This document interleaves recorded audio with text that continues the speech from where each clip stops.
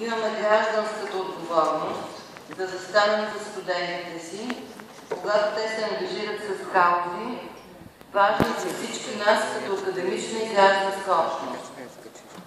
Тъкмо за такава кауза стоят днес студентите, окупирани 272 аудитория. Университетът никога не е бил и няма да бъде място, ангажирано с партийни битки. Университетът обаче е доказал, че е готов да защитава основни демократични ценности. Именно за тях питат студентите ни днес. Въпросите, които те поставят, са едновременно конкретни и принципни. Първият е свързан с академичната ни отговорност като преподаватели. Ако колеги се ангажират с политическа дейност или носят отговорност за решение с политическа значимост, те като преподаватели са длъжни да обяснят академично на студентите решението си. Съвместяването на две роли е трудно и човек трябва отговорно да се отнася и към двете.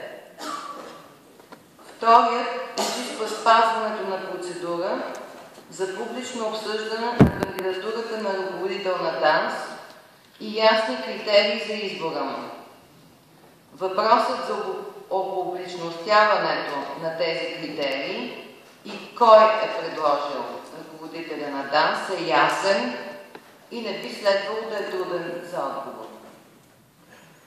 Исканията за ясни публични правила, за публичност при взимането на политически решения, за публично понасяне на политическа отговорност не са искания в полза на един или друг партиен субект.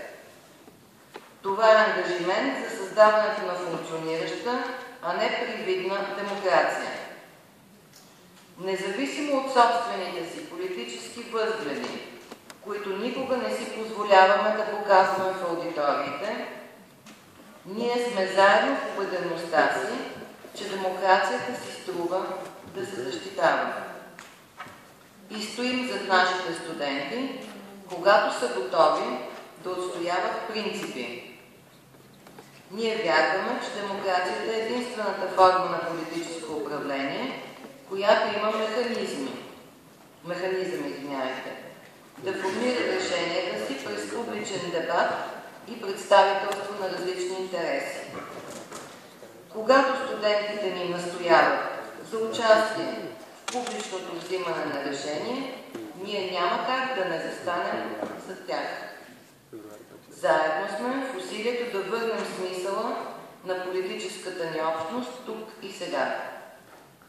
Ние, като преподаватели в Софийския университет, не знаем дали студентите ни ще успеят в тази битка, но знаем, че си струва да застанем за тях и да изразим солидарността си с каузата на демокрация.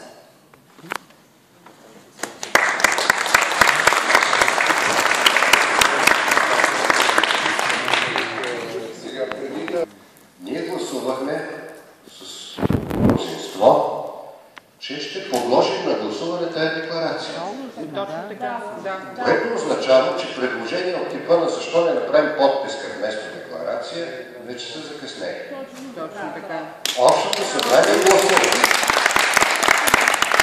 Аз предлагам да преминем към гласуване на тази декларация. Който е за, ще гласува за, който е против, ще гласува против, който е въздържал се. Айде, стига сега. Сега да седнем да правим политически някакви разисквания по тази декларация е абсолютно безсмислено. Предлагам да пристъпим към гласуване и да приключим точка 5.